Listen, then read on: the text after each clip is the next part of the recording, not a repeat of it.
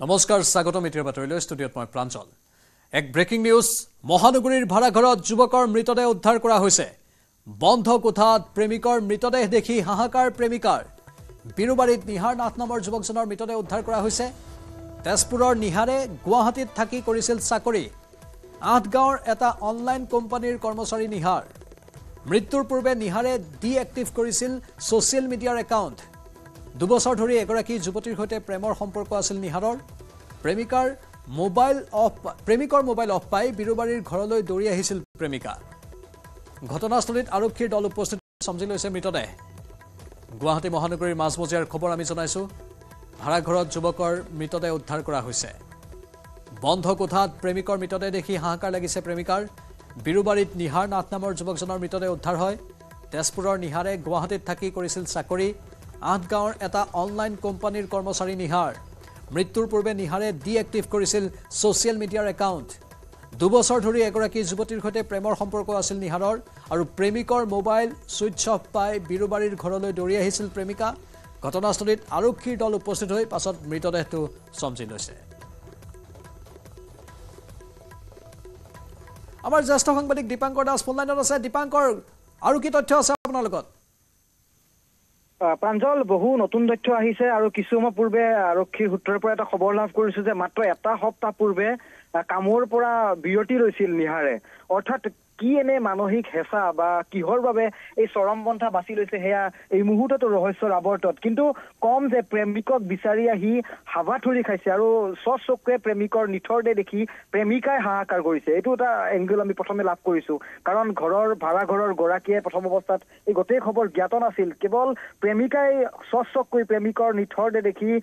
ঘৰৰ মালিকক খবৰ দিছিল তাৰ পিছত স্থানীয় বিৰুবাৰী আৰক্ষীয়ে ঘটনাস্থলীত উপস্থিত হয় আৰু নিহাৰৰ ঘৰ তেজপুৰত আৰু তেজপুৰৰ পৰা পৰিয়ালৰ লোক আহি যেতিয়া উপস্থিত হয় তেতিয়াই আৰক্ষীয়ে মৃতদেহটো সমজি লয় অৰ্থাৎ দণ্ডাধীশ পৰ্যায়ৰ বিষয়া আহিছে শীৰ্ষ আৰক্ষী বিষয়া আহিছে কিন্তু বন্ধ কোঠাৰ ভিতৰত বাহিৰৰ খিৰিকীৰ ফাকেৰে যেতিয়া প্ৰেমিকাই নিজৰ প্ৰেমিকৰ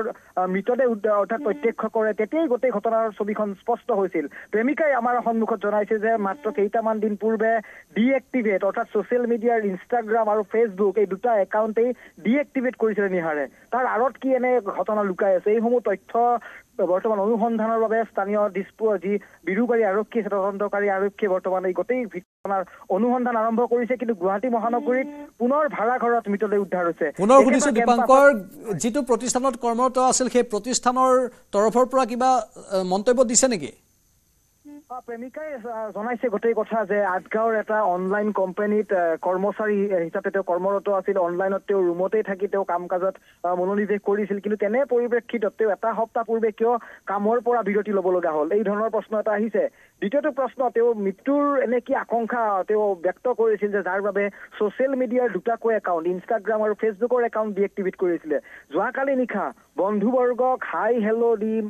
খুব সুখীৰে তেওঁ মাতবোল কৰি আজি নিজে মোবাইল ফোন অফ কৰি এই ধৰণৰ এটা চৰমপন্থা কিয় বাছি ল'লে এই ধৰণৰ কথাও আহিছে কিন্তু প্ৰেমৰ এটা লিংক আহিছে গোটেই ঘটনাটোত এগৰাকী যুৱতীৰ সৈতে দুটা বছৰ ধৰি প্ৰেমৰ সম্পৰ্ক আছিল আৰু গোটেই ঘটনাটো যেতিয়া খবৰ লাভ কৰিলে তেজপুৰৰ ঘৰৰ মাক দেউতাকে ঘৰৰ একমাত্ৰ সন্তান নিহাৰ নাথ তেনে পৰিপ্ৰেক্ষিতত গোটেই ঘটনাত কিন্তু এটা ন্যায় বিচাৰি বা গোটেই ঘটনাটো তেওঁলোকে হত্যাৰ আখ্যা দি কিন্তু আৰক্ষী তেওঁলোকে দ্বাৰস্থ হৈছে গতিকে আৰক্ষীয়ে গোটেই বিষয়টোক লৈ কিদৰে অনুসন্ধান আগবঢ়ায় কিদৰে তেওঁলোকে ক্লু লাভ কৰিবলৈ সক্ষম হয় সেয়া নিশ্চয় লক্ষণীয় হ'ব কিন্তু যিটো কেম্পাছৰ আমি ভিজুৱেলছ এই মুহূৰ্তত দেখুৱাইছো প্ৰাঞ্জল তাত কেইবাটাও পিজি কেইবাটাও গাৰ্লছ হোষ্টেল আছে তাৰ লগে লগে ভাড়াঘৰৰ কোঠা আছে গতিকে এই যিটো সংমিশ্ৰিত হোৱা এটা যিটো এলেকা সেই এলেকাৰ মাজত কিন্তু তৃতীয় ফ্ল'ৰত এগৰাকী যুৱকৰ মৃতদেহ উদ্ধাৰৰ ঘটনাক লৈ কিন্তু সমগ্ৰ অঞ্চলত চাঞ্চল্যৰ পৰিৱেশ বিৰাজ কৰিছে ধন্যবাদ দীপাংকৰ পৰৱৰ্তী সময়ত আমি আকৌ যোগাযোগ কৰিম আপোনাৰ সৈতে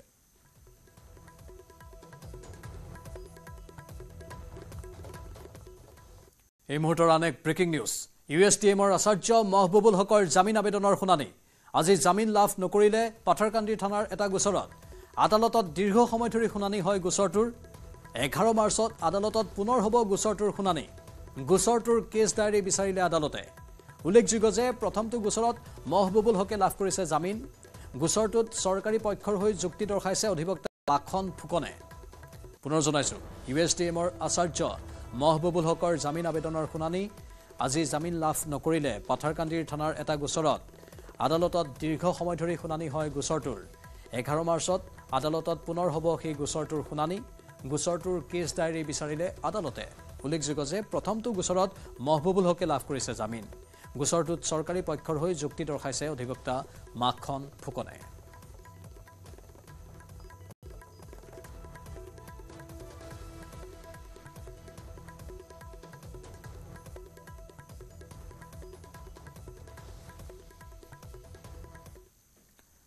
বৰ্ষাপাৰাত লোমহৰ্ষক হত্যাকাণ্ড, চালকক হত্যা কৰি পেলাই থলে ৰাজপথত। চালকজনৰ দেহৰ কেইবাটাও অংশৰ পৰা ওলাই আছে তেজ।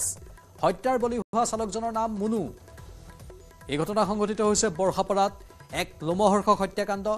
চালকক হত্যা কৰি পেলাই থলে ৰাজপথত। চালকজনৰ দেহৰ কেইবাটাও অংশৰ পৰা ওলাই আছে তেজ। হত্যাৰ বলি হোৱা চালকজনৰ নাম মুনু, কিন্তু হত্যা কোনে কৰিলে, কোন জড়িত ইয়াৰ সৈতে সেয়া এতিয়ালৈকে পোহৰলৈ অহা নাই। আৰক্ষী তাত উপস্থিত হৈছে, স্থানীয় একাংশ লোকৰ ভিৰ হৈছে আৰু ৰাস্তাতেই যিহেতু মৃতদেহ উদ্ধাৰ হৈছে সেয়েহে আতংকময় পৰিৱেশৰ সৃষ্টি হয়। বহু লোক ওলাই আহিছে সেই অঞ্চলটোলৈ আৰু হয়তো দুৰ্গন্ধ ওলাইছে, মুখত কাপোৰ বান্ধি লৈছে এই লোকসকলে। বৰ্ষাপাৰাৰ এই ঘটনা, ৰাস্তাৰ দাঁতিত উদ্ধাৰ হৈছে এজন যুৱকৰ মৃতদেহ।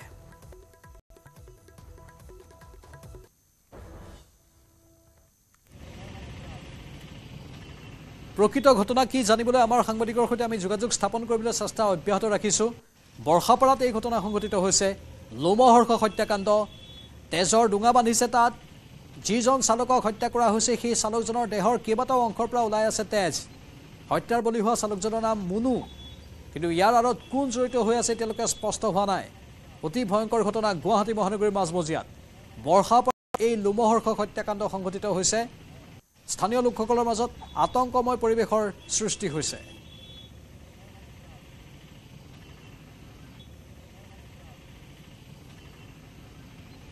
আৰক্ষী উপস্থিত হৈছে তাত আৰু আৰক্ষীয়ে বৰ্তমান তদন্ত প্ৰক্ৰিয়া আগবঢ়াইছে। কোনোবাই দেখিছিল নেকি সেই মৃতদেহটো, কোনে তাত পেলাই গ'ল, বা এই ঘটনা কেনেধৰণে সংঘটিত হ'বলৈ পালে, কোন জড়িত ইয়াৰ আঁৰত, সেই সকলো তথ্য আহৰণ কৰিবলৈ আৰক্ষীয়ে চেষ্টা কৰি আছে। আমাৰ সাংবাদিকেও অহৰহ চেষ্টা কৰি আছে তথ্যবোৰ উদ্ঘাটন কৰিবৰ বাবে। এয়া চাওক, ৰাস্তাৰ ঠিক কাষতেই এফালেদি গাড়ী চলি আছে, যান বাহনসমূহ অহা যোৱা কৰি আছে আৰু ঠিক ৰাস্তাৰ কাষতেই তেজৰ ডুঙা বান্ধিছে। আমাৰ জ্যেষ্ঠ সাংবাদিক দীপাংকৰ দাস লাইভত আছে। দীপাংকৰ, শেহতীয়া আৰু কি কি তথ্য আছে আপোনাৰ লগত? প্ৰাঞ্জল, ডাঙৰ কথা, গুৱাহাটী মহানগৰীৰ ব্যস্ত পথত AK দেৱ ৰোড আৰু যিটো লাল গণেশৰ পৰা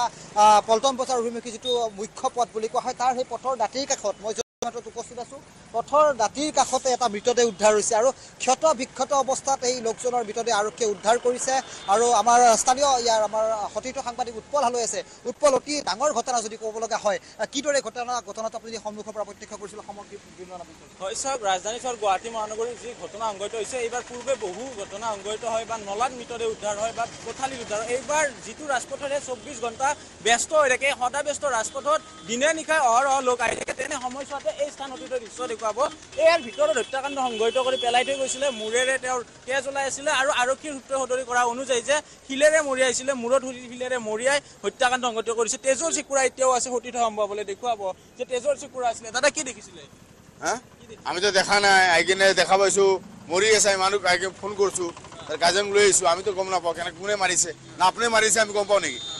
আপুনি মাৰিছে আমি গম নাপাওঁ নহয়। দেখিছে কি আপুনি? আমি মৰা দেখা পাইছো, আপুনিও মাৰিছে হ'ব পাৰে। কি ওলাই আছিলে? আপুনি মিডিয়াত কৈ আছে যে আপুনি যে কিন্তু আপুনি অন্য লোক মই মাত্ৰ আহিছো, মই গম নাপাওঁ। মই মাত্ৰ আহিছো, মই গম নাপাওঁ। আমি গম নাপাওঁ। ক'ব বিচৰা নাই, কিন্তু আমি হাতত থকা তথ্য অনুযায়ী মুনু নামৰ এগৰাকী চালক আছিলে। সেই চালকগৰাকী কোনো লোকে হত্যা কৰিছিলে আৰু পৰৱৰ্তী পৰ্যায়ত ফটাশিল থানাৰ লোক আহিছিলে। ফটাশিল থানাৰ লোক আহি উপস্থিত হৈছিলে, হৈ পিনে ইতিমধ্যে মৃতদেহ লৈ গৈছিলে। নিশ্চয় নিশ্চয় উৎপল, স্থানীয় একাংশ লোক কিছু উত্তেজিত হৈ পৰিছে। হয়তো তেওঁলোকে কেমেৰাৰ সন্মুখত আহিবলৈও ভয় কৰিছে। যি কি নহওক, আৰক্ষী যদি তাত উপস্থিত আছে নে আৰক্ষী তাৰ পৰা আঁতৰি গৈছে এতিয়া? উৎপল, দীপাংকৰ আৰু উৎপল। নিশ্চয় খবৰ লাভ কৰাৰ লগে লগেই আৰক্ষী আহি উপস্থিত হৈছে, মৃতদেহটো চমচি লৈছে। কিন্তু কম, অতি ব্যস্ত পথ, কি দিন দুপৰতে দুৰ্বৃত্তই এজন লোকক হত্যা কৰিব পাৰে তাক লৈ আৰক্ষীয়ে অনুসন্ধান আৰম্ভ কৰিছে। কিন্তু মই দেখিছোঁ একাংশ লোক আহিছে, খবৰ পোৱাৰ লগে লগে তেওঁলোকে দৌৰি আহিছে। কিন্তু কম যে গুৱাহাটী মহানগৰী অতি ব্যস্ত এটা পথৰ দাঁতিতে কিদৰে এজন লোকক শিলেৰে মৰিয়াই হত্যা কৰিব পাৰে, সেয়াও গোটেই আৰক্ষীৰ অনুসন্ধানত পোহৰলৈ আহিব। কিন্তু অহা আহিছে, যোৱা গৈছে। এয়া মই ব্যস্ত পথ দেখুৱাই লৈছোঁ, য'ত পুনৰ কম যে এয়া লখৰা লাল গণেশৰ মূল সংযোগী পথ একে আজাদ ৰোড আৰু একে আজাদ ৰোডৰ দাঁতিৰ কাষতে যি নৱনিৰ্মিত যি লাল গণেশৰ যি পথ যি উৰণীয়া সেতু নিৰ্মাণৰ কাম কাজ চলি আছে আৰু তেনে কাম কাজ চলি থকাৰ এটা যিটো এই দৃশ্য এই মুহূৰ্তত দেখুৱাইছোঁ এই যিটো দুৰ্গম স্থান বুলি কোৱা হয় পথৰ দাঁতিৰ কাষতে এই যি টিনৰ বেৰৰ সংলগ্ন এই যি স্থান আছে এই স্থানৰ ভিতৰতে সেই মৃতদেহটো উদ্ধাৰ কৰা হৈছে সন্দেহ কৰা হৈছে গধুৰ সামগ্ৰীৰে মূৰত মৰিয়াই সেই লোকজনক হত্যা কৰা হৈছে গতিকে এই মুহূৰ্তত এই গোটেই ঘটনাটোৰ যেতিয়া খবৰ লাভ কৰিছিল ফটাহিল আৰক্ষীয়ে তেওঁলোক দৌৰি আহিছিল ইতিমধ্যে মৃতদেহটো আৰক্ষীয়ে চমজি লৈছে কিন্তু কোনে কিয় সেই মনু নামৰ লোকজনক হত্যা কৰিছে এয়া এই মুহূৰ্তত তদন্তৰ আওতাত আছে কিন্তু কম গুৱাহাটী মহানগৰীৰ মাজমজিয়াত এটা নৃশংস হত্যাকাণ্ড সংঘটিত হৈছে যি ঘটনাক লৈ আৰক্ষীয়ে এই মুহূৰ্তত অনুসন্ধান আৰম্ভ কৰিছে সতীৰ্থ উৎপল আছে উৎপলে বাকী ঘটনাৰ প্ৰাঞ্জল বৰ্ণনা কৰিব হয় চাওক দীপাংকৰে কোৱাৰ দৰে যে একে আজাদৰ এটা অতি ব্যস্ত এই সময়ছোৱাত এইখিনি স্থানত কাম কাজ চলি আছে আৰু প্ৰত্যেক দিনে এই ৰাজপথছোৱাৰে লাখ লাখ লক্ষ্য সমাগত বিশেষকৈ বৰ্ষাপাৰা ষ্টেডিয়ামলৈকে যোৱা যিটো পইণ্ট সেই পইণ্টত এটা টিঙৰ ঘৰ আছিলে এই টিঙৰ ঘৰৰ ভিতৰতে মৃতদেহটো উদ্ধাৰ হৈছে আৰু মৃতদেহটোৰ কেইবাটাও স্থানত তেজৰ চিকুৰা দেখিবলৈ পোৱা গৈছে মূৰত আঘাতৰ চিন আছিলে হাতত আঘাতৰ চিন আছিলে ভৰিত আঘাতৰ চিন আছিলে আৰু কাষত যদি চোৱা যায় এটা শিল উদ্ধাৰ হৈছিলে তাতে কি দেখিছিলে আপোনালোকে আমি ৰাতিপুৱা চাইছোঁ ডেড বডিটো এনেকৈ পৰি আছিলে তাৰপিছত আহি বান্ধি বুন্ধি সহায় কৰি দিলোঁ তাৰ ডেড বডি নাজানো কোন মানুহে এইটোও নাজানো তেজ ওলাই আছে নেকি তেজ ওলাই আছে নেকি তেজ মুখত মাৰা আছে তেজ ওলাই আছিলে আমি চাইছোঁ সহায় কৰি দিছোঁ ঘৰৰ মানুহক বান্ধি তেজ ওলাই আছে মুখত তেজ ওলাই আছিলে কিহেৰে মাৰা বুলি সন্দেহ কৰিছে সেইটো মই নাজানো দেই ৰাতিপুৱাতে দেখিছিলে ৰাতিপুৱা দেখিছোঁ খবৰ দিছিলে পুলিচক খবৰ নাই দিয়া এই ট্ৰেফিক পুলিচ আছিলে ট্ৰেফিক পুলিচ চাই আছিলে এই দিবাৰে মানে সি চাই আছিলে ট্ৰেফিক পুলিচ ইয়াতে ৰখা আছিলে হা তেতিয়া মই কৈছোঁ কোনোবা ঢুকালে নেকি বোলে কিবা এক্সিডেণ্ট হৈছিলে হা তেতিয়া আমি অলপ আগত আহি বান্ধি মেলি সহায় কৰি দিছোঁ ৰাতিপুৱাৰ ভাগতে ট্ৰেফিকে দেখিছিলে দেখিছোঁ নাই ৰাতিপুৱাৰ ভাগত নহয় ট্ৰেফিক পুলিচ ৰখা আছিলে ইয়াত চাই আছিলে তেতিয়া আমি আহি চাইছোঁ ইয়াত দেই ডেড বডি এটা পৰি আছে বুলি সিমানটোৱে এই মুহূৰ্তত আৰু এটা কথা ডাঙৰ কথা পঢ়লৈকে হৈছিলে ট্ৰেফিকে ৰাতিপুৱাৰ ভাগতে ইয়াতে আছিলে ব্যস্ত হৈ কিন্তু তেখেতসকলে মৃতদেহটো চোৱা নাছিলে এই মুহূৰ্তত যিগৰাকী প্ৰত্যক্ষদৰ্শীয়ে মৃতদেহটো বান্ধি উঠাই পঠাই দিছে তেখেতে উল্লেখ কৰা অনুযায়ী যে আৰক্ষীয়ে ইয়াতে ব্যস্ত হৈছিলে ৰাজপথ ট্ৰেফিক নিয়ন্ত্ৰণৰ বাবে কিন্তু তেখেতসকলে এবাৰো ঘূৰি নাচালে আৰু ভিতৰচোৱাত এটা চাৰ্ট দেখুৱাব চাৰ্টটো তাৰ পৰি ৰৈছে আৰু সমান্তৰালভাৱে যিসকল কি হৈছিলে মই একো নকওঁ এই লোকজনৰ পৰা পুনৰ জানিব বিচাৰি যিজনে উঠাই দিছিলে তাই কি দেখিছিলে মই ৰাতিপুৱা 11টা বজাত আহিছোঁ ইয়াত ট্ৰেফিক পুলিচ এজন ৰখা আছিলে হা সেইজন ৰখা টাইমত ইয়াত মানে মানুহ স্কুটি চুটি ৰখাইছিলে হা ইয়াত মই বোলো কি হ'ল কোনোবা এটা ডেড বডি ইয়াত ৰখা আছিলে এই চাইডেদি চাইছোঁ কিবা এটা বডি পৰি আছিলে হা তাৰপিছত আহি চালোঁ মানুহ ভিৰ তাৰপিছত ক'লোঁ যে মানুহজনক সহায় কৰি দিওঁ বান্ধি দিওঁ তেওঁৰ ভায়েকো আছিলে হা ইয়াত তেখেতৰ ভায়েকো আছিলে আমি বান্ধি মেলি সহায় কৰি দিছোঁ মুখত কি তেজ ওলাই এইটো মুখটো ফটা ফুটা কিহেৰে মাৰাৰ সন্দেহ কৰিছে সেইটো নাজানো কিহেৰে মাৰা কেনেকৈ ক'ম এয়া আছিলে প্ৰত্যক্ষদৰ্শীৰ ভাষ্য যে তেখেতসকলে উল্লেখ কৰিছে যে দিনৰ 11 বজাতে এই গোটেই ঘটনা ঘৰলৈকে আহিছিলে কিন্তু এতিয়া সময় 5 বাজিলে ফটাশিল আৰক্ষী থানাৰ যদি দূৰত্বৰ কথা কওঁ ইয়াৰ পৰা মাত্ৰ 500 মিটাৰ ফটাশিল আৰক্ষী থানাৰ দূৰত্ব আৰু ইয়াতে ট্ৰেফিক আছিলে আৰু দীপাংকৰে উৎপল চাওক আমি প্ৰাঞ্জল কৈ আছোঁ যে 6টা ঘণ্টা সময় লাগিল আৰক্ষীক এই খবৰ লাভ কৰাৰ পিছতে ঘটনাস্থলী আহিবলৈ কিন্তু কম যে অতি ব্যস্ত এটা পথ গুৱাহাটী মহানগৰীত এই নৃশংস হত্যাকাণ্ডৰ কিন্তু গোটেই ক্লু আৰক্ষীয়ে মুহূৰ্তত হয়তো বিচাৰি তেওঁলোকে অনুসন্ধান আৰম্ভ কৰিব কিন্তু পুনৰ মই সেই ব্যস্ত পথটোৱে দেখুৱাই ল'ব বিচাৰিছোঁ যিটো বৰ্ষাপাৰা ষ্টেডিয়ামৰ ঠিক সমীপত যিটো মূল পইণ্ট যিটো চাউথ দীপাংকৰ আৰক্ষীয়ে যদি ইমান পলম কৰিলে হত্যাকাণ্ড সংঘটিত কৰি হত্যাকাৰী বহু দূৰ হয়তো গুচি গ'ল বহু ক্লু হয়তো ধূলিৰ সৈতে মিহলিও হৈ গ'ল নিশ্চয় মৃতদেহৰ সমীপৰ পৰাই গধুৰ শিলজাতীয় সামগ্ৰী এই মুহূৰ্তত আৰক্ষীয়ে উদ্ধাৰ কৰিছে আৰু যিহেতু মুখমণ্ডল ৰক্তাক্ত হৈ আছিল মুখমণ্ডলত শিলৰে মৰিয়াই হত্যা কৰাৰ হয়তো এটা সন্দেহ বিভিন্নজনে প্ৰকাশ কৰিছে কিন্তু তাক যদি আমি কওঁ পুনৰবাৰ এই কথাটোকে ধৰি যে গুৱাহাটী মহানগৰীৰ মাজমজিয়াত আপুনি কল্পনা কৰক এয়া এখন টিনৰ বেৰ বান্ধি যিয়া নিৰ্মাণ কাৰ্যৰ প্ৰতিষ্ঠান আছে তেওঁলোকে ইয়াত অভাৰব্ৰিজৰ অৰ্থাৎ উৰণীয়া সেতুৰ তেওঁলোকে নিৰ্মাণ কাৰ্য চলাই আছে কিন্তু এই টিনপাতৰ ভিতৰতে এই যিটো আপুনি টিনপাতৰ ভিতৰতে যদি এটা মৃতদেহ উদ্ধাৰ হয় তেতিয়াহ'লে আমি কম যে এনেকুৱা ধৰণৰ ঘটনাই কিন্তু পুনৰবাৰ সাধাৰণ জনতাক কিন্তু এবাৰ চিন্তা কৰিবলৈ বাধ্য কৰাব কিন্তু এই নিৰ্মাণকাৰী প্ৰতিষ্ঠানটোৰ কোনো নাই নেকি তাত নিৰ্মাণকাৰী প্ৰতিষ্ঠানৰ কৰ্মচাৰীটো থাকিব লাগে আৰক্ষীয়ে বিচাৰি নোপোৱা ক্লু এই মুহূৰ্তত নিউজ 18 লাভ কৰিছোঁ আমি প্ৰাঞ্জল কম যে কেইবাটাও ৰক্তাক্ত শিল আমি দেখিবলৈ সক্ষম হৈছোঁ ওচৰৰ পৰা আমি ভিজুৱেল নেদেখাওঁ কিন্তু আমি কৈছোঁ যে আমি দেখিবলৈ সক্ষম হৈছোঁ কেইবাটাও প্ৰকাণ্ড শিল তেজেৰে ৰক্তাক্ত হৈ এই মুহূৰ্তত ইয়াত পৰি আছে গতিকে কেৱল মৃতদেহটো আৰক্ষীয়ে উদ্ধাৰ কৰি তেওঁলোকে আনুষ্ঠানিকতা ৰক্ষা কৰিছে কিন্তু ইয়াৰ কাষে পাশে যিসমূহ ক্লু হয়তো আৰক্ষীয়ে লাভ কৰিব লাগিছিল বা স্নিফাৰ দল বা ফৰেনচিকৰ দল আনি তেওঁলোকে যিদৰে ঘটনাৰ অনুসন্ধান আৰম্ভ কৰিব লাগিছিল কিন্তু তাৰ বিপৰীতে কিন্তু আৰক্ষীয়ে কেৱল নিয়ম মাফিক সেই মৃতদেহটো ইয়াৰ পৰা মুনু নামৰ লোকজনৰ যিজন এজন পেছাত চালক তেওঁৰ মৃতদেহটো কেৱল উদ্ধাৰ কৰি আৰক্ষীয়ে তেওঁলোকৰ তদন্ত তেওঁলোকে হয়তো আগবঢ়াই নিবলৈ চেষ্টা কৰিছে কিন্তু কম এই ধৰণৰ শিল যিসমূহ শিল ৰক্তাক্ত অৱস্থাত আছে আমি ওচৰৰ পৰা ভিজুৱেল নেদেখাওঁ উৎপল কিন্তু কম এইসকল একাংশ জনতা তেওঁলোকেও এই ধৰণৰ ঘটনাক লৈ তেওঁলোকে বহু উৎসুকতাৰ মাজেৰে তেওঁলোকে অধীৰ আগ্ৰহেৰে তেওঁলোকে ঘটনাসমূহ প্ৰত্যক্ষ কৰিছে গতিকে কি খবৰ পাইছে কি দেখিছে কিবা দেখিছিল নেকি কিবা দেখিছিল মানুহজন দেখিছিল নে মই দাদা দেখা নাই লৈ উঠ নাপাওঁ মই থাকোঁ পাহাৰত আহি কি শুনিলে শুনিলোঁ ৰাতিপুৱাই নামি আহোঁ যে দোকানীৰ এটাৰ আগত শুনা পালোঁ হয় হয় মই পৰিৱেশে আমি উৎপল পৰিৱেশে দেখুৱাই লৈছোঁ আমি প্ৰাঞ্জল কম যে একমাত্ৰ নিউজ 18 অসম নৰ্থ ইষ্টে এক্সক্লুজিভ আমি গ্ৰাউণ্ডত থাকি আমি সেইসমূহ খবৰ দিছোঁ য'ত আমি ভিজুৱেল প্ৰেৰণ কৰিছোঁ কম যে ব্যস্ত এয়া চাওক আপুনি মই কম যে প্ৰকাণ্ড যি এখন আমি তোৰণ সেই তোৰণ দেখিয়ে দৰ্শকসকলে অনুমান কৰিব লখৰা ৰাষ্ট্ৰীয় ঘাইপথ লাল গণেশ কানেক্টিভিটি এয়া হৈছে AK আজাদ ৰোড আৰু AK আজাদ ৰোডত বৰ্ষাপাৰা ষ্টেডিয়ামৰ মূল পইণ্টৰ সমীপতে এয়া নিৰ্মাণ কাৰ্য প্ৰতিষ্ঠানে স্থাপন কৰা এই টিনৰ ঘৰৰ ভিতৰতে এজন ৰক্তাক্ত লোকৰ মৃতদেহ উদ্ধাৰ কৰা হৈছে শিলেৰে মৰিয়াই লোকজনক হত্যা কৰাৰ সন্দেহ প্ৰকাশ কৰা হৈছে ভিতৰৰ পৰিৱেশ পুনৰ আমি প্ৰাঞ্জল দেখুৱাই ল'ম এয়া দেখুৱাই ল'ব বিচাৰিছোঁ য'ত মৃতদেহটো উদ্ধাৰ কৰা হৈছিল এই স্থানতে সেই প্ৰায় 30 প্ৰায় আনুমানিক 30 বছৰমান হ'ব সেই মৃত লোকজনৰ বয়স দীপাংকৰ মানুহৰ মৃত্যু ইমান সহজ নে কোনোবাই হত্যাকাৰী যাব কোনেও হত্যা কৰি যাব কোনেও গমেই নাপাব বৰ আচৰিত ঘটনা এইটো গুৱাহাটীত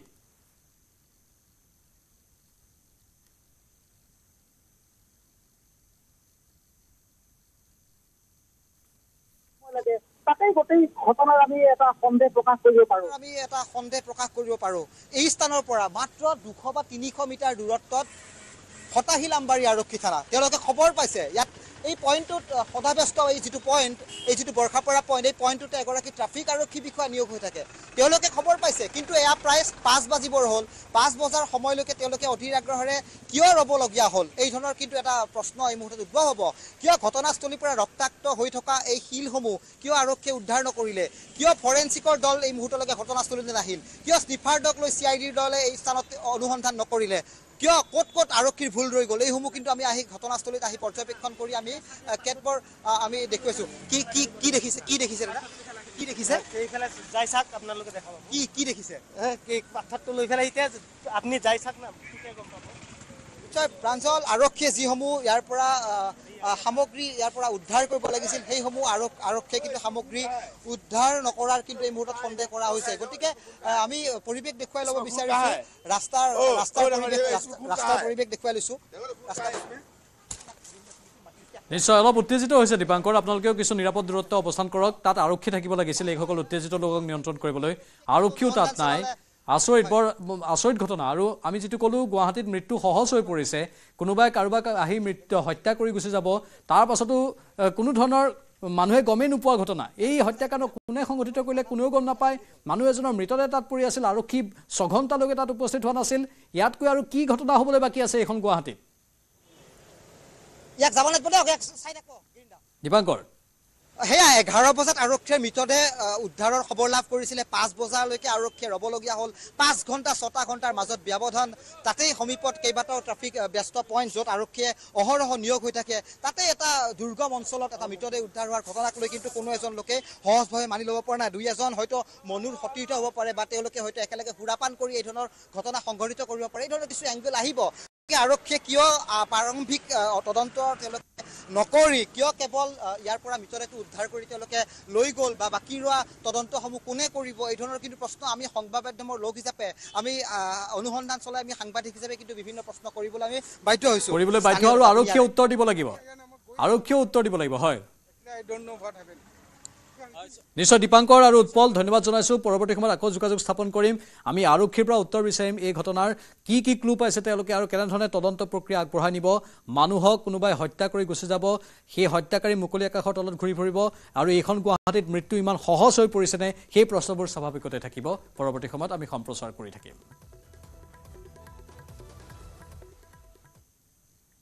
গোলাঘাটৰ মৰঙীৰ লুৰুকিহাট ধুলিয়া গাঁও পথাৰত দুষ্কৃতিকাৰীৰ অগ্নিসংযোগ ধানৰ নৰাত অগ্নিসংযোগ কৰাৰ ফলত জুইৰ লেলিহান শিখাই আগুৰি ধৰিছে সমগ্ৰ পথাৰখন জুইৰ ফলত এক আতংকময় পৰিস্থিতিৰ সৃষ্টি হৈছে ঘটনাস্থলীত আৰক্ষী আৰু অগ্নি নিৰ্বাপক বাহিনী উপস্থিত হৈ জুই নিৰ্বাপনৰ চেষ্টা অব্যাহত ৰাখিছে বতাহৰ বাবে দ্ৰুতগতিত বিয়পিছে জুই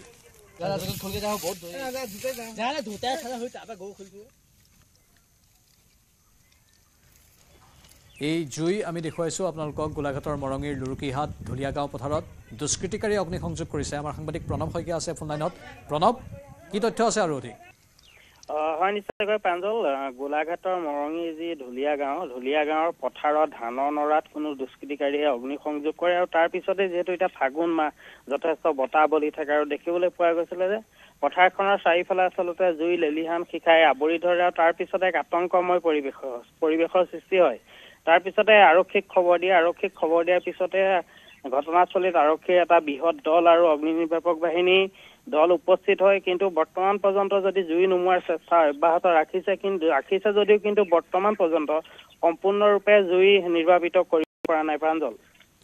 প্ৰণৱ আপুনি লাইনত থাকিব আমি পৰৱৰ্তী সময়ত আকৌ যোগাযোগ কৰিম ধন্যবাদ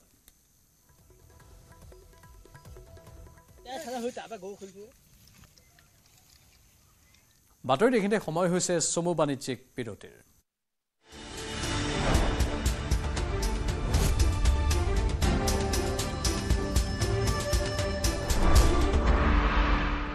কোনটো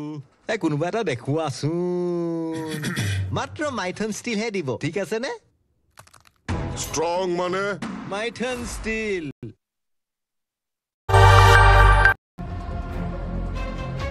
মান্যবৰত নিয়ম অমান্য কাণ্ড মেনেজাৰৰ নিয়মত কৰ্মচাৰী ক্ষুণ্ণ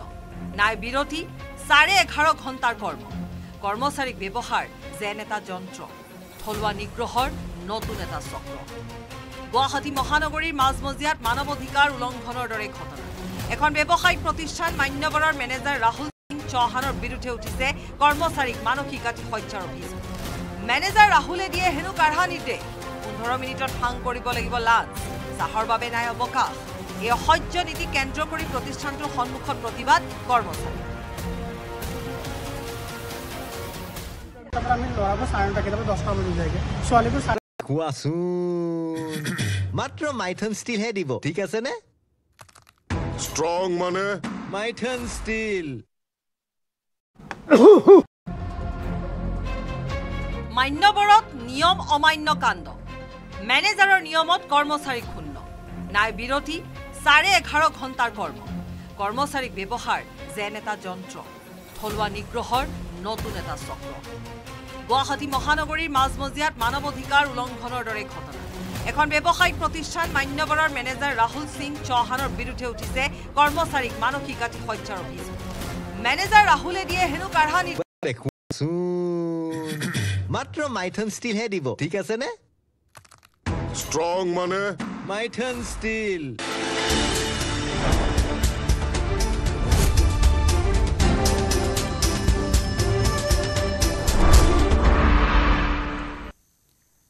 এডিসি গৌৰৱ শেখৰ দাসক গ্ৰেপ্তাৰ কৰা হৈছে বজালি ডিসি কাৰ্যালয়ৰ এডিসি গৌৰৱ শেখৰ দাসক গ্ৰেপ্তাৰ 50,000 টকা উৎকোচ লৈ হাতেলুতে গ্ৰেপ্তাৰ হৈছে এজন মাটিৰ ব্যৱসায়ীৰ পৰা লৈছিল 50,000 টকা নিজ কাৰ্যালয়ৰ পৰা গ্ৰেপ্তাৰ ঘোষখোৰ এডিসি গৰাকীক দুৰ্নীতি নিবাৰকৰ শাখাই গ্ৰেপ্তাৰ কৰে এডিসি গৌৰৱ শেখৰ দাসক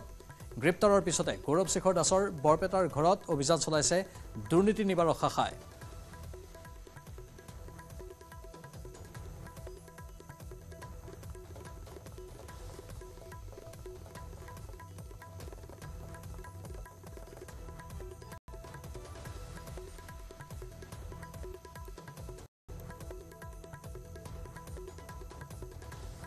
এডিশনাল ডিস্ট্রিক্ট কমিশনার গৌরব শেখর দাসক গ্রেপ্তার বজালি ডিস্ট্রিক্ট কমিশনার কার্যালয়ের এডিসি গৌরব শেখর দাসক গ্রেপ্তার করা হয়েছে 50,000 টকা উৎকোচ লৈ হাতেলুতে গ্রেপ্তার হয়েছে দুর্নীতি নিবাৰকৰ হাতত এজন মাটিৰ ব্যৱসায়ীৰ পৰা লৈছিল এই 50,000 টকা। নিজ কাৰ্যালয়ৰ পৰা গ্ৰেপ্তাৰ ঘুষখোৰ এডিচিগৰাকীক। দুৰ্নীতি নিবাৰকৰ শাখাই গ্ৰেপ্তাৰ কৰে এডিচি গৌৰৱ শেখৰ দাসক। গ্ৰেপ্তাৰৰ পিছতে গৌৰৱ শেখৰ দাসৰ বৰপেটাৰ ঘৰত অভিযান চলাইছে দুৰ্নীতি নিবাৰকৰ দলে।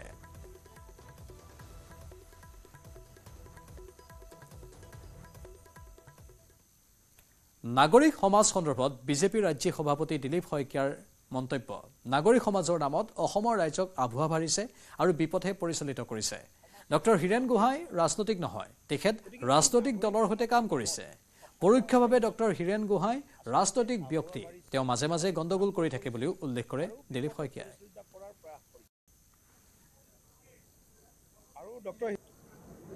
সকলো দলীয় ৰাজনীতিৰ ঊৰ্ধত থকা সমাজখন হ'ল নাগৰিক সমাজ। গতিকে এই নাগৰিক সমাজৰ নামত অসমৰ ৰাইজক আচলতে আভুৱা ভাৰিছে, বিভ্ৰান্ত কৰিছে আৰু বিপথে পৰিচালিত কৰাৰ প্ৰয়াস কৰিছে। আৰু ডক্টৰ হীৰেন গোহাঁই ছাৰ তেখেত নন পলিটিকেল বুলি আমি এতিয়া আখ্যা দিব এইকাৰণে নোৱাৰোঁ, কাৰণ ৰাজনৈতিক দলৰ নেতাৰ লগত তেওঁ সভা কৰিছে। গতিকে হীৰেন গোহাঁই ছাৰ আমি পলিটিকেল বুলি একেবাৰে প্ৰত্যক্ষভাৱে নকলেও কিন্তু তেওঁ এই পলিটিকেল লিডাৰৰ ভূমিকা পালন কৰিছে, এই পলিটিকেল। গতিকে মই ভাবোঁ যে হীৰেন গোহাঁই ছাৰহঁতৰ কাম আমাৰ সমাজখনক সঠিক নেতৃত্ব দিয়া, কিন্তু মাজে মাজে তেখেতে অলপ গণ্ডগোল কৰে। তেখেতে কি গণ্ডগোল কৰে মই আজি নকওঁ, তেখেতে নিজে অকণমান চিন্তা কৰি চোৱাটো ভাল বুলি ভাবোঁ অসমৰ সুৰক্ষিত আৰু বিকশিত ভৱিষ্যতৰ স্বাৰ্থত।